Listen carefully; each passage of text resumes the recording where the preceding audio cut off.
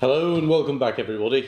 Today we're going to be painting deep ones, and I thought for deep ones we'll try a new technique, and I've gone for like a double slap chop type technique, and a little bit of reflection is that one of the things that I actually was very surprised at is that by the time I'd finished painting the miniatures I actually felt a little robbed, as though part of my investiture, part of me pouring me onto the miniature had been stolen. I guess I just really do enjoy the painting process. And yep, when I was doing the slap chop, all 5 miniatures, all of the deep ones were done very, very quickly. Can't deny that. And actually the results weren't terrible. But I actually do enjoy the painting process and building the layers and developing the technique. So for me, it may be a technique I use again in the future. Now, I may employ it sparingly, or if I'm trying to bulk and get figures out on the table.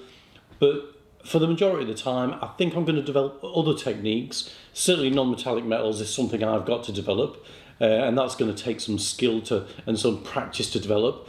So I think I'm going to concentrate on other areas where I think I do need improvement, and hopefully you'll come on that journey with me. So we do need to be painting those deep ones, so let's get over to the table. So here we have our first deep one, and as in the last video, I'm going to see if I can't go for a slightly quicker technique with a little bit of semi-dry brushing. The brush is still quite wet, as you'll see as it hits the top of the figure, and then what we're going to do is just really hammer the upper surface where there'll be lots of light, and then as we come down the body, there wouldn't be much in the abdomen, so we'll just be nice and gentle there. Tops of the thighs, this first leg would catch a bit, the other one maybe just the toes, down the sides of the body, onto the back. Any prominences that we think might be just stood out. Okay, that's it. Now leave to dry. So, seeing as double slap chop seems to be the in vogue at the moment, I'm going to give it a go. So first of all, we're going to go with some Achillean green.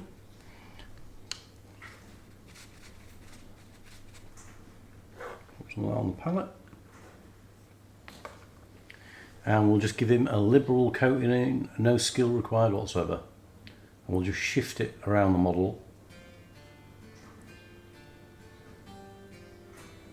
And literally just wait for it to dry once we've applied it, and we'll obviously, if we hit it a bit hard anywhere, we're going to lift off some of the colour. I wanted to go for a nice aquamarine colour. The box art is more blue, the box art is more green. I can't say I liked it. It just reminded me of like goblins rather than deep ones. So what we're going to do is we're going to come around the model, popping on the blue,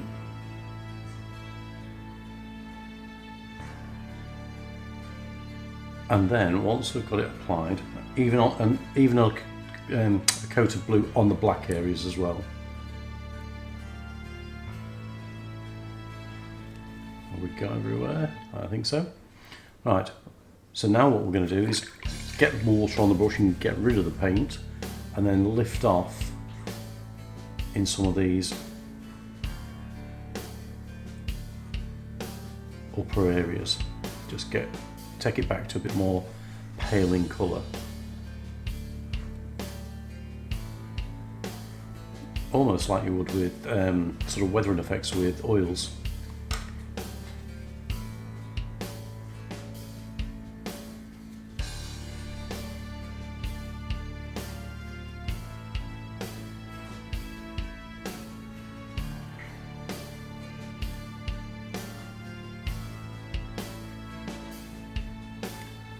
And then this seems to be slightly a more dominant leg forward.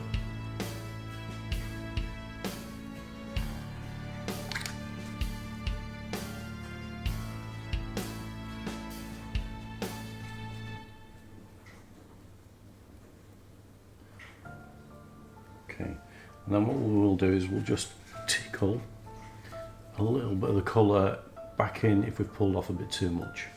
And then I'll come back once that's had a chance to dry.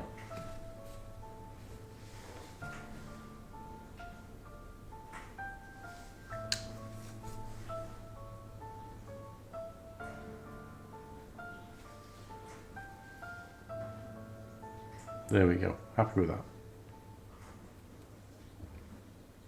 Right, we'll leave that to dry and then come back. Okay, so we've got a couple of guys pre-done now that are all dry. So I'm going to really do dry brushing this time. I'm going to take off lots and lots of the paint and tentatively just make sure that as I tack that I've not put too much on the brush. I'll just go in gently first, just see how much paint's on the brush. And the object of this is again to catch highlights, and what we're really interested in is just giving an essence of green to the miniature. Again, just catching those upper areas and reinforcing the highlights. I think that should do us. And then we'll pop that on the side and do the second miniature. I've done a couple of experiment ones. Now when you look at the original artwork of these guys have gills all over them, even in the groins for some reason. I don't know which direction they're swimming, maybe it's for backstroke. But I just didn't like that amount of gills on them, so I'm just going to ignore them and actually just paint the main body. And then essentially just highlight, so this should be a really quick process. So we're back and he's hopefully nice and dry and nothing sophisticated going on here. We've got some Mantis Warrior Green loaded on a really big gobbing brush, and we are going to generally work it over the model, and then we will lift off a little bit of the colour once we've given some coverage.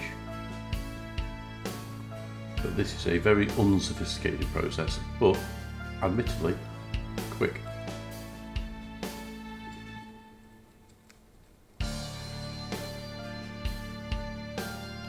In fact, we may as well do both models while we're at it.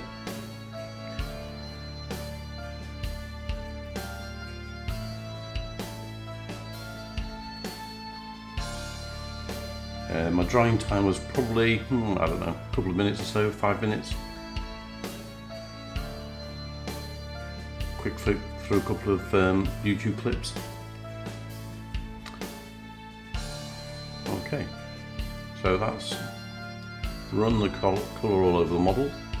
Now we'll clean the brush, bit of water, and then we'll just gently upper areas.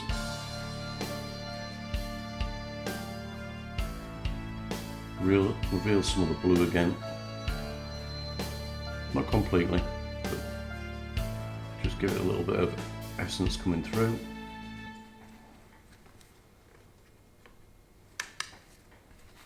And it just gives it, that blue gives it that little bit of tint of, I don't know, living under the water.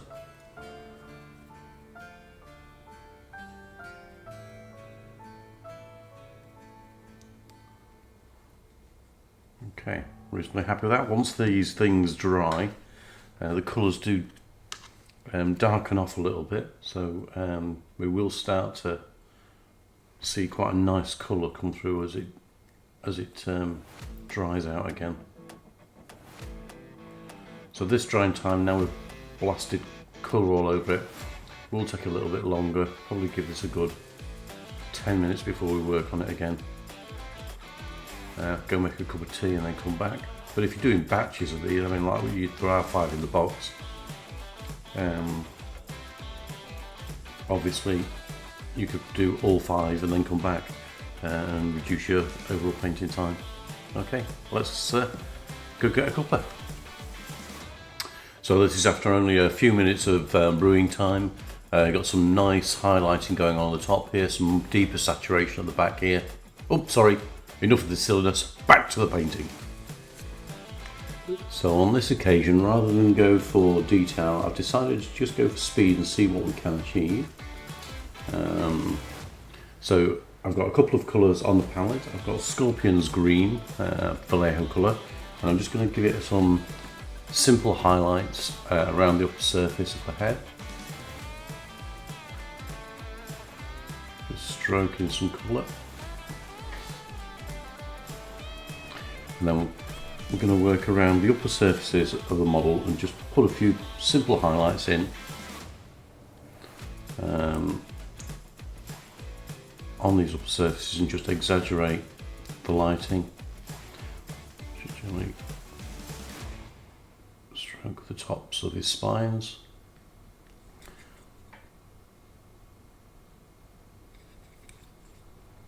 And we'll catch his shoulders.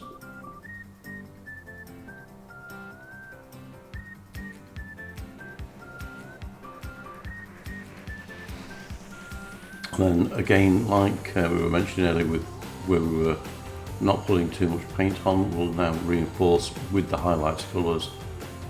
Just catch the edges of the blades on his knee and his thigh. A little bit of the upper surface of the chest here. His arm. Just reinforce the fingers with the edge of the brush. These plates on the top and his butt cheeks. This rear thigh that stands out a little bit. Back of his heel. And then we will just catch his ankles just on those little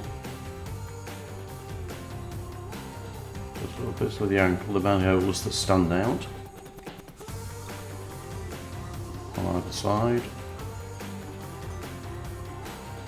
Catch his toes, and then we'll go back in with Vallejo's yellow-green and just re-emphasise. Just be a little bit more delicate. Just catch these little protrusions on the sides of his head, and then again on the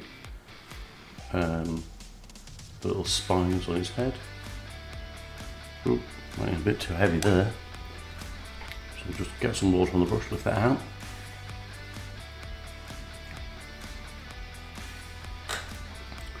And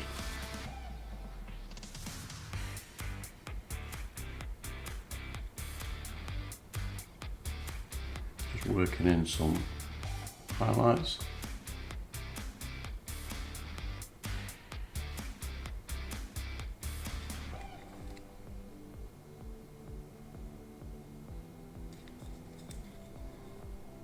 And really just smaller areas of all the areas we've just touched.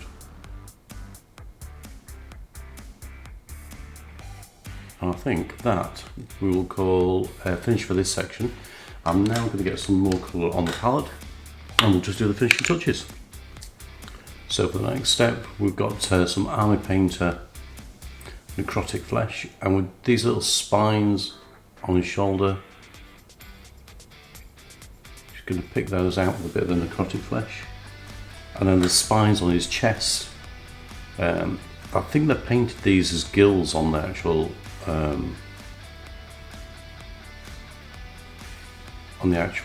artwork, but I just don't get it, don't like it. So we're just going to paint them as just like rudimentary little spines on here.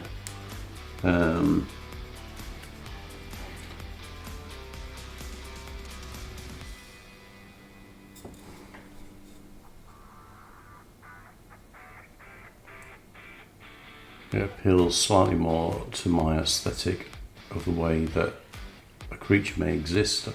I know we're talking Cthulhu creatures, and you know, there's a level of suspension of reality here, but for me, having gills all over the body, it doesn't work. And then we'll give him necrotic flesh eyes, we're going to give him some cold, dead eyes.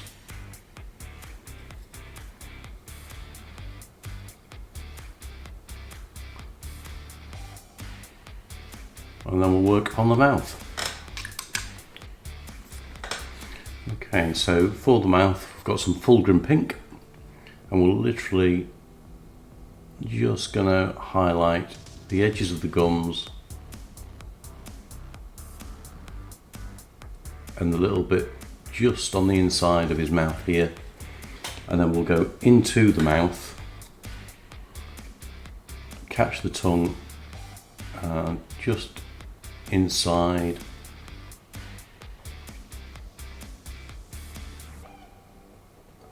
and exactly the same on the other side of the mouth.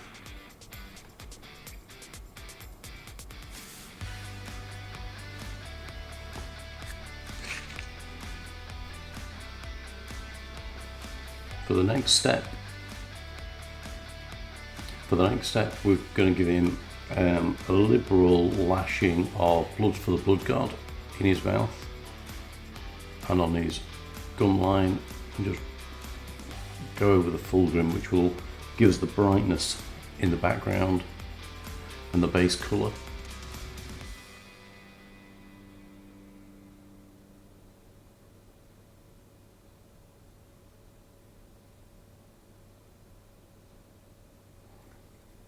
Okay, and then we will come back for his teeth. So his teeth will go back into the white and just gently tap onto his teeth, picking them out one at a time.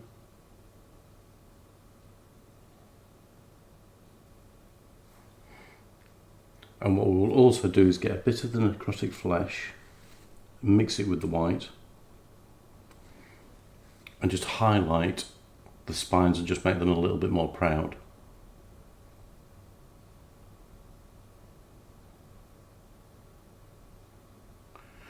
And that, apart from just running some black over the base, is the miniature done. So as you can see from the video, it's a very, very quick technique, few touching finishes at the end there, and it does get a reasonably presentable figure out on the table. So I hope you have enjoyed the video. I hope we've all sort of grown a little bit from the experience, and in the future I may use the technique again. But nonetheless, are we painting minis yet? Hell yeah! I'll catch you in the next one.